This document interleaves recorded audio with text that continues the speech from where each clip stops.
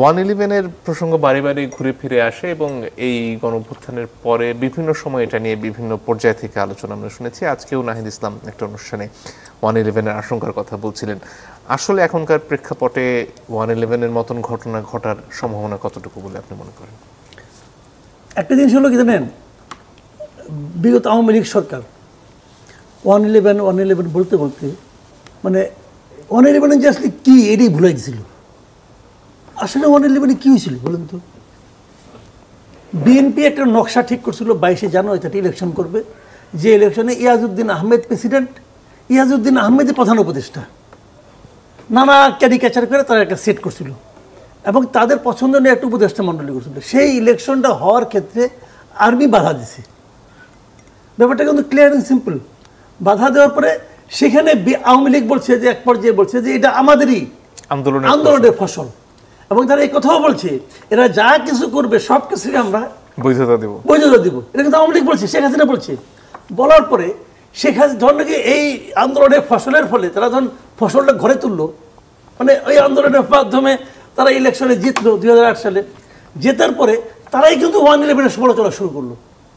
যে সমালোচনাটা অন্যদের করার কথা এটা তারা করা শুরু করলো। করতে করতে 111-কে এমনভাবে একটা উপস্থাপন করলো যে এটা ভয়ঙ্কর খারাপ জিনিস। যদি 111 না হইতো তাহলে ইয়াজউদ্দিনের ওই ইলেকশন হইতো। যে জিনিস আমরা 2014 সালে দেখেছি ওই জিনিস আমি 2006 সালে দেখতাম, একই জিনিস দেখতাম। সেটা কিন্তু আওয়ামী লীগ তো সব প্রত্যাহার করে নিয়েছিল। আপনি নিশ্চয়ই খেয়াল আছে, আমার তো খেয়াল আছে না ভাই, আওয়ামী লীগ সব প্রত্যাহার করে নিয়েছিল, সে ইলেকশন করবে না। তাহলে বিএনপি তো একাই করতো। তো 14-র দৃশ্য আমরা তখন দেখতাম। তো এখন 111 আসলে 111-এর সমস্যা নেই। 111 জিনিসটা কি আসলে? ওটা কি আমার জাতিকে তখন ওয়েলকাম করছিল নাকি একয় নাই? এই জিনিসটা কিন্তু বুঝতে হবে। কাজে এরা বলতেই পারে না এই ইসলাম 111-এর সময় তার বয়স কত ছিল, তারা এগুলো শুনেছে।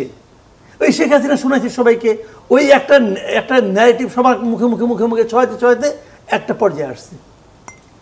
কাজেই মানে 111টা মানেই যে একটা ভয়ঙ্কর খারাপ জিনিস সেটা কিন্তু আমি মনে করি না পার্সোনালি, কারণ যেটা হতে যাচ্ছিল তার চেয়ে অনেক বেটার ছিল। তো এখন এই সময় কী হবে? তারা এই ভয়টা দেখাচ্ছে কেন, এই জুজুর ভয়টা দেখাচ্ছে কেন? আর্মি কি বলছে এ পর্যন্ত? আর্মির কোনো কথা আপনি শুনছেন যে আর্মি খুব উৎসাহী এই সময় আসার জন্য? আর্মি বারবার বলছে আপনি ইলেকশন স্বাভাবিক ইলেকশন হবে।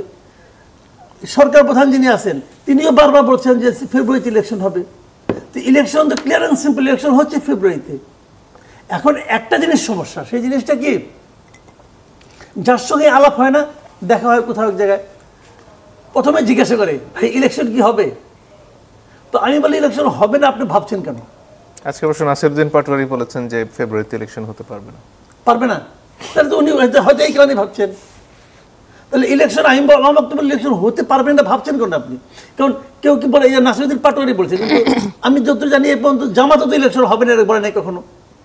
তো বিএনপি যাচ্ছে ইলেকশন হবে, তো ইলেকশন হবে না কেন?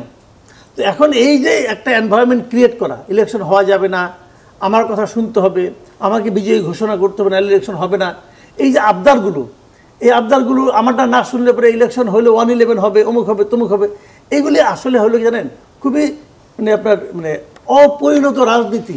এগুলো আমি মনে করি এখানে কোনো মানে আমি মনে করি কোনো গভীরতা নেই, সমস্ত মানে জুজুর ভয় দেখানোর।